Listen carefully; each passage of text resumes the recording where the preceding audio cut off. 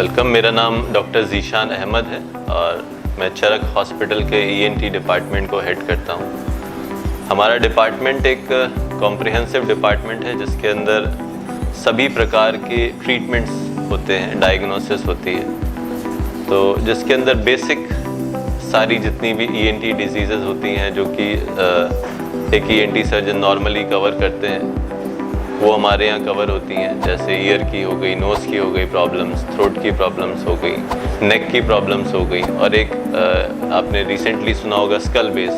तो skull base से जुड़ी समस्याएं, उन सभी का निदान समाधान हमारे यहाँ होता है। उसके लिए जो हमारी अप्रोच रहती है वो एक पेशेंट ओरिएंटेड अप्रोच रहती है। लाइक पेशेंट की जो प्रॉब्लम्स हैं उनको इवेलुएट करके, उनको अंडरस्टैंड करके और एक डायग्नोसिस बनती है जिसके बेसिस पे फिर हम उसको इन्वेस्टिगेट करके, उसको पता करके, उसका एक डायग्नोसिस कंप्लीट बना करके फिर आगे इलाज करते हैं। जिससे जो आउटकम होते हैं वो बेस्ट आते हैं, जो रिज़ल्ट होता है वो परफेक्ट रहता है। तो उसके अंदर जो ज़रूरत पड़ती है, हमें कुछ हाई एंड इक्विपमेंट्स भी चाहिए होते हैं, वो सारे हमारे अस्पताल में उपलब्ध हैं। जैसे कि मैक्सिमम सर्जरी जो आज की डेट में होती हैं ENT में, वो माइक्रोस्कोप द्वारा होती हैं, क्योंकि सभी चीज़ें बड़ी सूक्ष्म होती हैं, बहुत छोटी होती हैं। कान के अंदर यदि बात करें तो शरीर की सबसे छोटी हड्डियां मौजूद होती हैं। तो ऐसी छोटी सूक्ष्म चीज़ों पे ऑपरेट करने के लिए, सर्जरी करने के लिए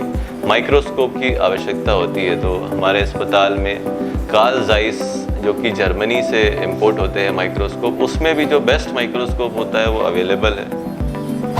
उसके अलावा जो जितने भी माइक्रो इंस्ट्रूमेंट्स होते हैं वो सारी व्यवस्था है। नाक की सर्जरी के लिए एक अत्याधुनिक मशीन होती है जिसको माइक्रो डिवाइडर बोलते हैं, जिससे नाक के सर्जरी की ब्लीडिंग कम से कम होती है और सर्जरी जल्दी होती है और सेफली हो जाती है। तो माइक्रो डिवाइडर हमारे पास उपलब्ध है।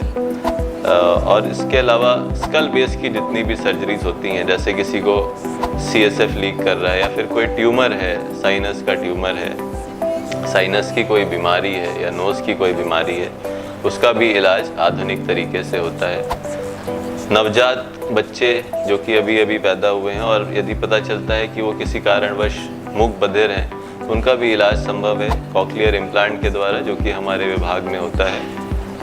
इसके अंदर भी माइक्रोस्कोप विधि द्वारा एक इम्प्लांट किया जाता है जिससे बच्चे की सुनने की क्षमता, बोलने की क्षमता वापस आ जाती है। और इसके अलावा हमारे पास में एक अलाइड डिपार्टमेंट है जिसको कि ऑडियोलॉजी डिपार्टमेंट बोलते हैं, स्पीच थेरेपी डिपार्टमेंट बोलते हैं, जिसके अंदर ट्रेन्ड प्रोफेशनल्स हमारे डिपार्टमेंट में अटैच्ड हैं और वो प्रतिदिन उपलब्ध रहते हैं, जिनका कि काम रहता है हियरिंग असेसमेंट करने का, उसको पड़ताल करने का और स्पीच थेरेपी देने का। जैसे बहुत से लोग बोली में हकलाते हैं, अटकते हैं, तुतलाते हैं या फिर कुछ ना किसी तरीके से वो सोशली उस स्पीच को नहीं दे पाते हैं, सही से बोल नहीं पाते, तो उनको स्पीच थेरेपी की आवश्यकता होती है, जो कि हमारे अस्पताल में चलती है। स्पीच थेरेपी की भी सुविधा हमारे डिपार्टमेंट में उपलब्ध है। उसके अलावा यदि किसी को इमरजेंसी हो जाती है, कभी चोट लग गई, नाक से ब्लड आने लगा, कान में ब्लड आने लगा, उसके अलावा छोटे बच्चे कई बार क्या होता है, कुछ चीज़ें जैसे बटन हो गया, मूंगफली हो गई, चना हो गया, मोती हो गया, नाक में, कान में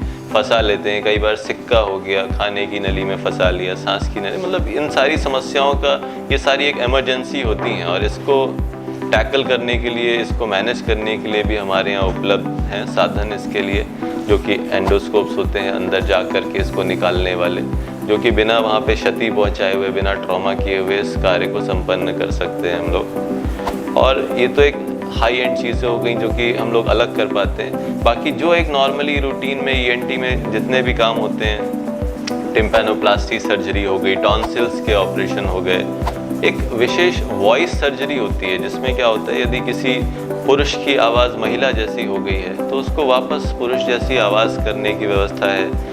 यदि किसी महिला की आवाज़ मोटी हो गई है, पुरुष के जैसी हो गई है, तो उसको भी हम लोग मॉडिफाई कर सकते हैं, जिसको वॉइस सर्जरी बोलते हैं। तो उसकी भी सुविधा हमारे पास उपलब्ध है।